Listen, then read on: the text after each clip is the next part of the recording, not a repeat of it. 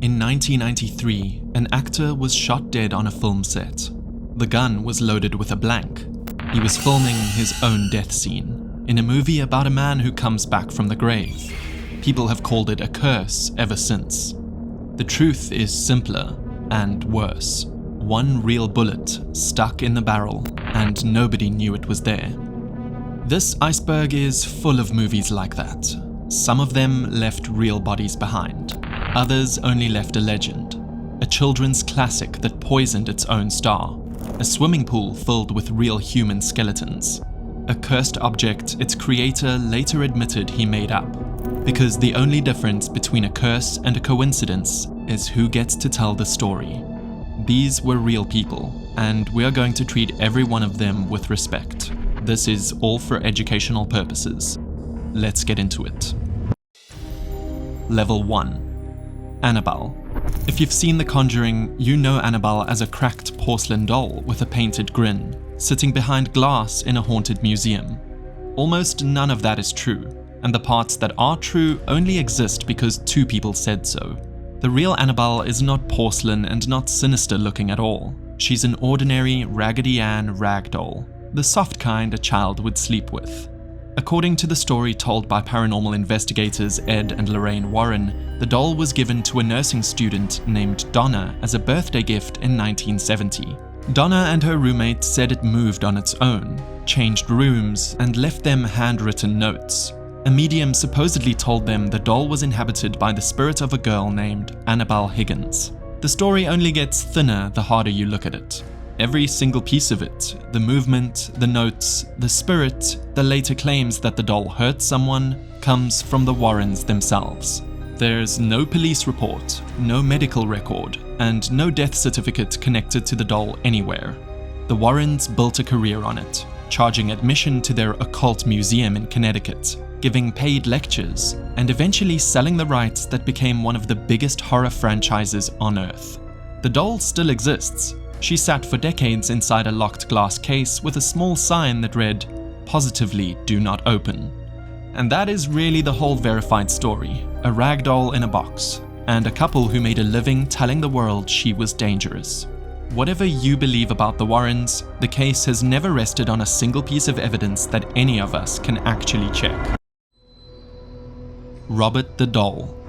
One of the most repeated facts in horror is that Chucky, the knife-wielding killer doll from Child's Play, was based on a real cursed doll. As far as the evidence goes, that's not true. There really is a doll named Robert. He belonged to a Key West painter named Robert Eugene Otto in the early 1900s, and today he sits in a museum in Florida, dressed in a little sailor suit. Visitors are told that they have to ask Robert's permission before taking his photo, and the walls around his case are covered in letters from tourists apologizing for offending him. As a local legend and a tourist attraction, Robert is completely real. The famous connection is where it all falls apart. The creator of Child's Play, a screenwriter named Don Mancini, has explained exactly where Chucky came from, and it wasn't Robert. Mancini was writing a satire about the aggressive marketing of toys in the 1980s. Things like Cabbage Patch Kids and a doll called My Buddy. Chucky was even originally named Buddy. His other inspirations were older killer doll films, not a doll in Key West that most people outside Florida had never heard of. So the scariest sounding fact on this level is one that people invented after the fact. Robert is a real curiosity with a real folklore around him. But the idea that he crawled off a museum shelf and into Hollywood to become Chucky is just a story tour guides and clickbait articles tell, and one the film's own creator never has. Robert stays frightening for one reason only. We keep retelling the story until enough repetition rewrites where it came from. A Nightmare on Elm Street. Freddy Krueger kills you in your dreams, and if you die in the dream, you die in real life. It sounds like pure invention. Wes Craven, the man who created him, always said it came straight out of the newspaper.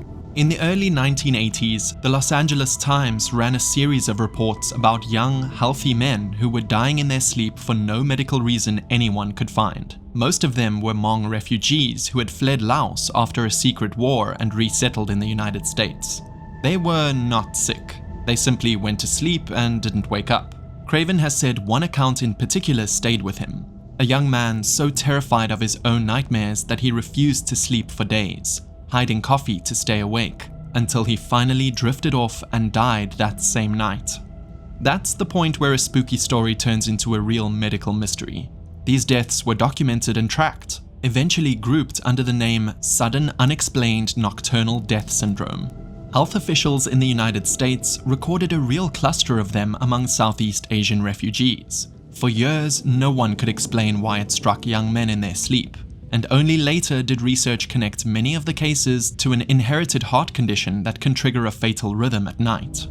What holds is that the real people were carrying something silent in their own hearts, in the middle of trying to survive a new country after surviving a war. Freddy is fiction, the terror of being afraid to close your eyes, and the families who lost someone to exactly that was real, and for a long time it was every bit as unexplained as the movie made it look. The Wizard of Oz. Almost everyone alive has seen The Wizard of Oz. It's a bright, singing children's classic, about the safest film imaginable. It might also be the most dangerous production on this entire level, because making it poisoned one actor, set 2 women on fire, and left behind a legend so famous that most people believe a man hanged himself on camera in it. Start with the Tin Man. The original actor cast in the role was Buddy Ebsen, and his silver makeup was made from pure aluminum dust. After about 10 days of breathing it in, his lungs coated over and he collapsed. He later described his breathing as excruciatingly labored, as though no oxygen could reach his lungs at all. He spent roughly 2 weeks in a hospital under an oxygen tent, was replaced, and the makeup was reformulated into a safer paste for the actor who took over. The set turned genuinely violent from there. While filming The Wicked Witch's fiery exit from Munchkinland, actress Margaret Hamilton stood on a hidden trapdoor as flames were meant to erupt only after she dropped below the stage. The fire was triggered too early. She suffered second-degree burns to her face and third-degree burns to one hand, made far worse because her green makeup was copper-based and toxic, and had to be scraped off her raw skin. Her stunt double was later thrown from an exploding prop broomstick and spent 11 days in the hospital. And through all of it, real asbestos was among the materials dusted over the actors as fake snow in the poppy field. Then there's the legend that grew on top of everything. The one you've probably heard. In the forest scene, people swear you can see a Munchkin actor hanging himself in the background. A real suicide left in the film forever. It never happened. The dark shape moving back there is a large bird, one of several the studio borrowed from the Los Angeles Zoo to make the forest feel alive. The proof is simple. The forest scenes were shot before the Munchkin actors had even arrived on the lot, and the myth was only invented decades later by people freezing frames on home video. So which one is stranger? The fake death everyone loves to repeat, or the real poisoning and burns that almost nobody ever mentions? This was only level 1 of our iceberg. We haven't even reached the sets where people stopped walking away.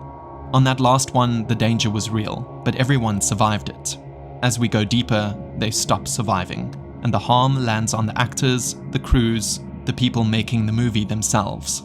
Stay with me until the final level, because near the bottom, you'll find a woman who slowly died during dozens of real exorcisms, a set where the props team went looking for bodies and came back with real ones, and a script so many people believe is cursed that leading men kept dying before they could ever film it. Level 2. The Crow. Some curses are just grief the world couldn't accept as an accident. The Crow is about a musician who is murdered and comes back from the dead for revenge. Its star died playing that exact role, and people have been calling his family cursed ever since. The star was Brandon Lee, the 28-year-old son of martial arts legend Bruce Lee, who had himself died suddenly at 32. On the 31st of March 1993, the production was filming a scene in Wilmington, North Carolina, in which Brandon's character is shot. Nobody realized the prop gun had a real problem. In an earlier scene, the crew had made improvised dummy rounds and left a piece of one lodged inside the barrel. When an actor fired what should have been a harmless blank, the blast pushed that obstruction out of the gun like a real bullet, and it struck Brandon in the abdomen. A simple accident doesn't usually haunt people for 30 years. This one did. Brandon was rushed into emergency surgery and lost his life that same day. filming a death scene in a movie about a man killed and resurrected. The parallel was so exact that the idea of a Lee family curse spread almost immediately, tying his death to his father's 20 years earlier. The district attorney investigated and ruled it an accident caused by negligence on set, and no charges were ever filed. The film was finished using doubles and early digital effects to complete Brandon's remaining scenes. The evidence only holds a chain of small failures that should never have lined up, but it's hard to blame anyone for reaching for the word curse when a young man is killed by a gun everyone swore was empty, playing a character who dies exactly the same way. His final film is still, to this day, the one most people know him by. The Omen. By the time The Omen reached theaters in 1976, the people who made it were half convinced something did not want it finished. This is a film about the birth of the Antichrist, and the trouble followed the production across 2 continents. The story starts small and strange. Both the star, Gregory Peck, and an executive producer were reportedly on separate planes that were struck by lightning while flying to the shoot. During the making of the film, an animal handler was reportedly killed by a big cat at a safari park being used for a scene. Taken one at a time, each is the kind of grim thing that occasionally happens on a large production. Stacked together around a movie about the devil, they start to feel like a message. The incident that gave the legend its spine came after the shoot. The film's special effects supervisor, John Richardson, was in a car crash in the Netherlands. He survived. His passenger did not, and was killed in a way that echoed one of the film's most infamous death scenes. The tellings that followed added a chilling flourish, that he looked up after the crash and saw a road sign reading Omen, 66.6 kilometers, the number of the beast staring back at him. That last detail is where the curse turns back into coincidence. The road sign does not hold up. Accounts that trace it back suggest the real marker read a plain 60, and the 666 version was either a misreading or a number that got too perfect somewhere in the retelling. That's how almost every one of these works. A real tragedy at the center, a set of ordinary misfortunes around it, and then a story that files down the edges until the coincidences line up into something deliberate. Whether you see fate or just bad luck in it all probably says more about you than the film. Poltergeist. 4 people connected to the Poltergeist films died young across just 6 years, and one macabre fact turned that grief into a legend. The films themselves are ordinary ghost stories. The deaths around them were not. The most heartbreaking were the 2 youngest. Dominique Dunn, who played the eldest daughter, was killed by her ex-boyfriend only months after the first film came out, at 22. And Heather O'Rourke, the little girl who spoke the film's most famous line, lost her life at just 12 to a sudden illness that had been misdiagnosed. 2 older cast members from the sequels also died in that same window, both from health problems. The detail that turned a run of tragedies into a legend is buried in the first film's production. For the scene where the mother falls into a muddy, half-dug swimming pool full of corpses, the crew used real human skeletons. At the time, real medical skeletons were actually cheaper to buy than convincing fake ones. The actress in the water, JoBeth Williams, has said she was only told the bodies around her were real after those days of filming were already done. So the truth of the Poltergeist curse splits in 2. The real skeletons are completely real, a grim choice that sounds like something out of the film itself. The curse is not. 2 of the deaths came from illnesses that had nothing to do with the movie. One was a terrible crime committed by a person, not a ghost. The family of the youngest actress has asked people to stop repeating the curse story, because behind every entry on this list is a real person who was mourned. The most unsettling thing here was a props budget and a string of ordinary heartbreaks the internet couldn't resist tying together. Level 3. The Possession. On Level 3, the curses stop being about famous films and start being about objects, real things you could supposedly hold in your hands. One cursed object outran every real haunting the internet ever produced, and the film built on it is called The Possession. The object is a small wooden wine cabinet, and its real story is the strangest twist on this entire list. In 2003, a man named Kevin Mannis listed the cabinet for sale online with an elaborate and terrifying backstory. that it belonged to a Holocaust survivor, that it contained a malicious spirit from Jewish folklore called a Dybbuk, and that everyone who owned it was struck by nightmares and misfortune. The listing went viral.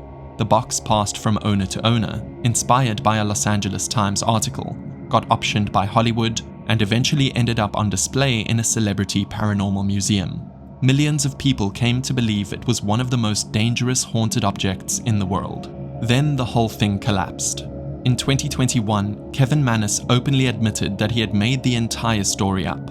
In his own words, the Dybbuk box was a story that he created, deliberately written as a piece of interactive horror fiction that played out in real time as people bought into it. There was no Holocaust survivor and no ancient curse. Investigators who examined the cabinet found it was an ordinary mass-produced piece of furniture, not some antique relic. So the most feared cursed object of the modern age was, from the very beginning, a creative writing exercise dressed up as a haunting. And yet, the film got made, the museum still draws crowds, and plenty of people still believe every word of the original listing. Do you think the man who invented it ever expected his little horror story to outrun the truth this completely, and to keep frightening people long after he confessed he wrote it himself? The Exorcist. The Exorcist is often called the scariest film ever made, and it carries two real stories at once. One is the true case that inspired it. The other is the so-called curse that haunted its production, and only one of them holds up. The novel behind the film was inspired by a real exorcism performed in 1949 on a young boy from the Washington area, known publicly only by the pseudonyms Roland Doe and Robbie Mannheim to protect his identity, which wasn't confirmed until his death decades later. Catholic priests kept a diary of the rituals, describing disturbing outbursts and marks that appeared on the boy's skin. The author changed the child into a 12-year-old girl for the story, but that quietly documented 1949 case was the seed of it all. The second story, The Curse, took over during filming. A fire destroyed most of the main set, delaying production for weeks. Two of the cast members, Ellen Burstyn and Linda Blair, were injured performing physical scenes. And unsettlingly, two actors connected to the film died before it was even released, both of whom played characters who die in the story. A priest was even brought in to bless the cast and crew. The Curse turns out to be mostly theatre. A long, physically brutal, months-long shoot involving fire, harnesses, and cold rooms will produce injuries. And over enough time and enough people, deaths in the wider circle of a production are sadly not unusual. The director himself leaned into the Curse talk with the press, because a haunted reputation sells tickets. The real horror was the 1949 case that started it. Everything around the movie was a story the studio was happy to let everyone believe, and that reputation could shape how audiences talk about the film for decades. The Entity. In a Culver City house in the mid-1970s, a woman said something invisible was attacking her, and dozens of investigators came to watch it happen. That case became the 1982 film The Entity, sold as a true story. And what the real investigation actually found is more human than the movie. The woman was named Doris Bither. She reported violent paranormal activity in her home and said she was being physically assaulted by something she couldn't see. She brought her account to a parapsychologist named Barry Taff, connected to a research lab at UCLA, and over roughly 10 weeks, dozens of investigators cycled through the house. Some of them reported seeing objects move, strange smells, and odd arcs of light. A handful of photographs were taken that seemed to show glowing shapes in the air. The evidence thins out fast under any weight. Those photographs, the only physical artifacts the case ever produced, were later explained as ordinary camera errors rather than anything supernatural. The alleged assaults rested entirely on Doris's own testimony, with nothing objective to confirm them. One skeptic who reviewed the case summed it up as a distressed family, poor investigation methods, and a lot of confirmation bias feeding on itself. Even the lead investigator's own theory was not really about a demon. He suspected that Doris herself, under enormous stress, might have been unconsciously generating the disturbances, a mind in crisis throwing off energy rather than an outside monster hunting her. That reading is quietly sadder than the film. Whatever was truly happening in that house, the woman at the center of it was suffering, and the world remembers the loud, supernatural version and forgets the frightened person underneath it. What actually haunted that house may never be settled. Level 4. The Conqueror. We're now on level 4, where the real world didn't just inspire these films. In a few cases, it reached onto the set and killed the people making them. The strangest example is a 1956 desert epic that cast John Wayne, improbably as Genghis Khan, and the thing that cursed it was invisible. The film was shot in the desert near St. George, Utah. What no one on set fully grasped was that the location sat roughly 140 miles downwind of a nuclear testing site. 3 years earlier, the government had detonated a series of atomic bombs there, including one so notoriously dirty it earned a grim nickname, and the fallout had drifted across exactly the kind of desert they were now filming in for weeks. The producer later shipped tons of that same contaminated dirt back to Hollywood for reshoots, so the exposure followed them home. The number is what makes it chilling. Of the roughly 220 cast and crew, a later count found that 91 of them developed cancer and 46 died from it. Among the dead were John Wayne, his co-star Susan Hayward, and the director himself. One scientist who looked at the figures said that with a cluster like this, the case could almost qualify as an epidemic. It has to be said honestly, this cannot be proven the way a courtroom would demand. Cancer has many causes. Several of the biggest names were also heavy smokers, and it's difficult to trace any one person's illness back to that desert. But the shadow over the whole production is hard to ignore. They went out to make a forgettable adventure movie, and a decision made in a government test years earlier seemed to have followed nearly half of them to an early grave. The film is remembered today less for anything on screen, and more as the movie that may have poisoned the people who made it. Twilight Zone, the movie. This one changed the film industry, and there is no ghost anywhere in it. It's a real tragedy, and it happened because of choices made on set that should never have been allowed. During a night shoot in July 1982, for a segment of the Twilight Zone film, a scene called for a helicopter to hover low over a chaotic, explosion-filled set. Something went wrong. Debris from a pyrotechnic blast struck the helicopter's tail rotor, and the aircraft lost control and came down onto the performers below. The veteran actor Vic Morrow and 2 young children were killed. The children, 6 and 7 years, should never have been there. They had been hired illegally, paid off the books, and put to work in the middle of the night in direct violation of child labor laws. The story gets harder to forgive once it reaches a courtroom. The people responsible, including the segment's director, were put on trial for involuntary manslaughter. After a long and bitter case, all of them were acquitted, because the court couldn't prove the crash had been foreseeable. No one was ever criminally punished, not for the crash and not for the illegal hiring that put 2 small children under that helicopter in the first place.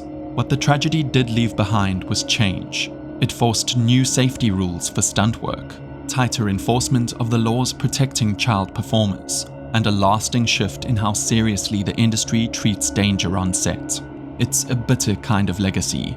2 children and a well-known actor lost their lives on a movie set. No one was held to account, and the only thing anyone could point to afterward was a set of rules written so it might not happen to the next child the same way. The Dark Knight.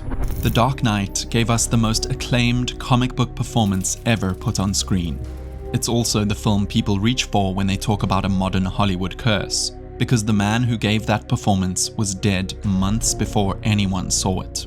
Heath Ledger was 28 years old. He had just finished playing the Joker, a role he threw himself into so completely that he shut himself away for weeks to build it. When he was found dead in his Manhattan apartment in January 2008, 6 months before the film reached theaters, the medical examiners ruled the death an accident, caused by the combined effect of 6 prescription medications, painkillers and sleeping pills and anti-anxiety drugs that were not dangerous on their own, but proved fatal together. The coroner was clear it wasn't a suicide, and the role had nothing to do with it. A young man struggling with insomnia and pain had taken the wrong mixture of the medicines meant to help him. A year later, he was given the Oscar he didn't live to receive. The coincidences began stacking into a legend from there. Ledger was not the only loss. Months before his death, in September 2007, a stuntman named Conway Wycliffe was killed during filming when the camera car he was leaning out of failed to make a turn and struck a tree. Then, around the film's release, its other misfortunes got swept in. One of its stars was briefly arrested over a family dispute. Another was seriously hurt in a car crash hundreds of miles away. To anyone looking for a pattern, it began to look like the film itself was punishing everyone who touched it. Every one of those events has an ordinary, unconnected explanation. A stunt accident in England, an arrest in London, a car crash in Mississippi, and an accidental overdose in New York, spread across more than a year, share nothing but a set of credits. Fate didn't tie them together. We did, reaching for meaning around the death of someone young and gifted, because a curse is somehow easier to hold than the idea that a brilliant 28-year-old simply took the wrong pills one night. Do you think we build these curses to explain a tragedy, or just to make it hurt a little less? Level 5. The Mothman Prophecies. On Level 5, the line between real catastrophe and the legend wrapped around it almost disappears. The Mothman Prophecies, released in 2002, is built on a real disaster and a warning that only makes sense in hindsight. In 1966 and 1967, the town of Point Pleasant, West Virginia, was gripped by sightings of a strange winged figure with glowing red eyes, first reported by two young couples near an old munitions site. Over the following year, more than 100 people claimed to have seen it. The creature became local legend. Then, on the 15th of December 1967, during the evening rush hour, the town's Silver Bridge collapsed into the Ohio River. 46 people lost their lives. The real horror has nothing to do with the monster. When investigators examined the wreckage, they traced the entire collapse to a single component, one eye-bar in the bridge's chain that had a tiny crack in it. The floor was only a couple of millimeters deep, roughly the thickness of a fingernail, and completely invisible to the inspections of the day. The bridge's design gave it almost no backup, so when that one small piece failed, the whole structure came down in a minute, with rush hour traffic still on it. The idea that the Mothman appeared to warn the town, or was somehow responsible, came later, mostly from a book that tied the sightings and the collapse together after the fact. Nothing links the creature to the bridge at all, and the truth is more frightening than the folklore. 46 people were killed by a crack too small for anyone to see, in a bridge everyone trusted. The monster was always easier to look at than the metal fatigue, and it still is. The Haunting in Connecticut. 5 words sold The Haunting in Connecticut in 2009, based on a true story. There is a real family and a real house at the center of it. Whether anything supernatural happened is a question the story's own author eventually answered. In 1986, the Snedeker family rented a home in Southington, Connecticut, to be closer to the hospital where their son was being treated for cancer. The house had an unsettling history of its own. It had once been a funeral home, and the family said they found old mortuary equipment still in the basement. They began to report a haunting, and brought in the same famous paranormal investigators tied to the Amityville and Annabelle cases. A tie-in book was written, and it became the basis for the film. The whole thing starts to unravel at its source. The author who wrote that book, Ray Garton, later said the family's accounts didn't line up, that different members told him contradictory stories, and that he was told to fill in the gaps and simply make it scary. He has spent years since openly calling the story unreliable. Skeptics have pointed to the family's real financial and medical stress, and a later resident of the same house reported that nothing strange ever happened to them at all. What is solid here is the sad, ordinary part. A struggling family, a sick child, and a house that once handled the dead. Everything built on top of that, the demons and the attacks, sit on ground the book's own writer says was shaky from the very start. It belongs to the same small circle of famous hauntings, promoted by the same handful of people, where the real fright is how easily a frightening story can be manufactured and sold as truth. Veronica. A Spanish horror film called Veronica became one of the most talked about scares of 2017, and the reason sits in a police file. It draws on a real case, and that case produced a document unlike almost any other. The film is based on what is known as the Vallecas case from Madrid in the early 1990s. A teenager named Estefania took part in a Ouija session at her school. Not long after, she began suffering hallucinations and seizures, and over a period of months, her health declined until she died. Her cause of death was never officially explained. On its own, that's a heartbreaking and strange story. What happened next is what made it famous. No other haunting on this list can claim the next part. After Estefania's family reported disturbing phenomena in their home, a national police inspector and his colleagues actually came to investigate, and the inspector filed an official report describing things he said he could not explain, including strange sounds, a powerful odor, and a crucifix found turned upside down. It's widely cited as the first official Spanish police document in which an officer put paranormal observations on the record, in writing, under his own name. That report is the real, verifiable core of the whole story, and it is deeply unusual, whatever you think caused it. Everything around it stays uncertain. The film openly fictionalizes most of the plot, and the details of the real case shift from one telling to the next. What remains is a young girl who died for reasons no one ever nailed down, and a piece of paper in a police file that a trained officer refused to explain away. What keeps a case like this alive is simple. The one person whose whole job it was to stay skeptical could not. Level 6. The Exorcism of Emily Rose. We are near the bottom now, and the films here are built on real suffering no special effect could match. The Exorcism of Emily Rose from 2005 changed the names and the country, but the young woman it's based on was real, and what happened to her led to a courtroom, not a haunting. Her name was Anneliese Michel, a devoutly religious student in Germany. As a teenager, she was diagnosed with a serious form of epilepsy, and she also struggled with depression. As her condition worsened, she and her family became convinced she was possessed. Over roughly 10 months in the mid-1970s, with the permission of the local church, 2 priests performed dozens of exorcism rituals on her, 67 sessions in all. During that time, her medical treatment fell away. Belief turned into something a court would later call a crime. As the rituals went on, Anneliese stopped eating. By the time she died in 1976, she weighed only around 30 kilograms. Her body worn down by starvation, dehydration, and untreated illness. She was 23 years old. Her death was entirely preventable, and everyone around her had watched it happen while praying over her instead of feeding her or calling a doctor. In 1978, her parents and both priests were put on trial. The court ruled that Anneliese had not been possessed at all, but was sick and in desperate need of care, and it convicted all 4 of negligent homicide. The film turns her story into a supernatural courtroom thriller, but the real record is simpler and far more devastating. A young woman who needed medicine and food was given rituals instead, until there was nothing left of her.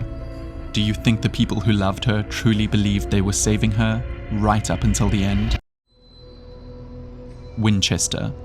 Winchester takes place inside one of the strangest houses ever built, and you can still walk through it today.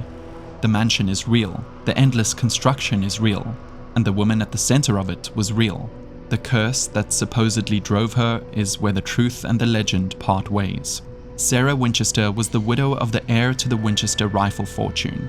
After losing her husband, she inherited an enormous sum and a huge stake in the company. And in 1886, she bought an unfinished farmhouse in California and never stopped building.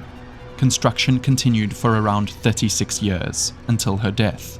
The result is a bewildering sprawl of about 160 rooms, thousands of doors and windows, and truly bizarre features. Staircases that climb straight into the ceiling, and doors that open onto blank walls or a drop to the floor below. The legend is what made her famous. The story goes that a medium told Sarah she was cursed by the spirits of everyone ever killed by a Winchester rifle, and that she had to keep building forever to confuse and appease the ghosts, which is why the house is full of dead-end stairs and doors to nowhere. It's a perfect ghost story, and it's almost entirely unsupported. What the evidence actually suggests is far more human. There is no solid proof of the medium, the seance, or any nightly ritual to outwit the dead. Historians point to grief, insomnia, immense wealth with nothing to spend it on, and a serious case of arthritis that made low, gentle staircases easier for her to climb. A major earthquake in 1906 sealed off damaged sections and added to the maze. The curse was largely invented by the press and later polished by the people who sell tickets to the house. The strange building is real, but the ghosts appear to have been added afterward, by everyone except Sarah herself. Level 7. The Cursed Script. We've reached the deepest level, and the first thing waiting here is a movie that doesn't exist. There's no film to watch, no set to visit, and no footage anywhere. There is only a screenplay, and a run of deaths so eerie that Hollywood has whispered about it for 40 years. The script is a comedy adaptation of a novel, and for decades it drifted around Hollywood as various comedians attached themselves to the lead role. The unsettling pattern is what people remember. One after another, actors linked to the part died, often young and often before cameras could ever roll. A beloved comic actor set to star died in the early 1980s. Years later, another comedian connected to the role lost his life in a car crash. A third, one of the most famous comic actors of his generation, died of a heart attack. A fourth, also drawn to the part, died at just 33. The curse deserves an honest look though. Not all of these connections are equally solid. The earliest attachment is well documented, but several of the others rest on rumor and second-hand claims. Actors who were merely interested, or said to have read the script, with little firm evidence they were ever truly signed on.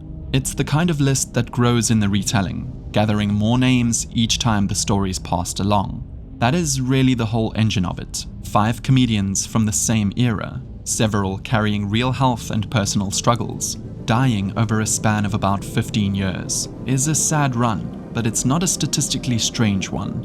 What makes it feel cursed is the frame we put around it. The decision to line up the deaths and call the unfinished movie the cause. The script never got made, but as a ghost story Hollywood tells about itself, it has outlasted almost every film that actually did. Apocalypse Now. Apocalypse Now is one of the greatest films ever made, and it nearly destroyed everyone who made it. The production is so legendary that the making of it became its own famous documentary. This is the rare case where most of the curse genuinely happened.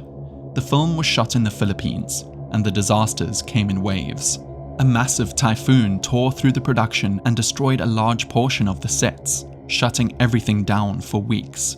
The lead actor, Martin Sheen, suffered a heart attack on location at just 36 years old, so severe that he had to crawl a long way to reach help, and the director hid how bad it was to keep the film from collapsing. The shoot ran wildly over schedule and over budget, with the director pouring in his own money, convinced the whole thing might sink him. The detail that pushes the production from chaotic into disturbing is the one people assume must be a rumor. According to accounts from the people who were there, the props team obtained real human bodies to use as set dressing, purchased from a local man who turned out to be a grave robber. When this came to light, the police questioned the crew and took the bodies away, and the production had to use living extras posing as corpses instead. That's documented by the people who lived through the shoot, not invented for a listicle. So this is the one place on the list where the word cursed almost fits, and there was nothing supernatural about it. It was ambition pushed past every safe limit, in a remote jungle, until reality started handing back real storms, real heart attacks, and real corpses. The film that came out of it is a masterpiece. The making of it is one of the closest things the movie industry has to a genuine horror story. Do you think a film can be worth what this one cost the people who made it? Where the curse ends and the legend begins. There is one last thing waiting at the very bottom, and it's not another film. It's the question hanging over every single entry on this list. Once you line them all up, a pattern appears, and it's not a supernatural one. Think about how a cursed movie actually gets chosen. Serious accidents, illnesses, and deaths happen on countless productions every year. On comedies, on action films, on children's movies. The word cursed only ever lands on the handful that already deal in something dark. The occult films, the tragedies, the ones primed to make us look for a pattern. A crew member dying on a romantic comedy never makes the list, because it doesn't fit the story we already want to tell. We curate curses backward, after we already know how it ends. And then every other bias piles on. Once a film is labeled cursed, every later misfortune becomes proof, while the thousands of ordinary sets with the same accidents are ignored. A big production runs for months, employs hundreds of people, and involves stunts, weather, travel, animals, fire, and firearms.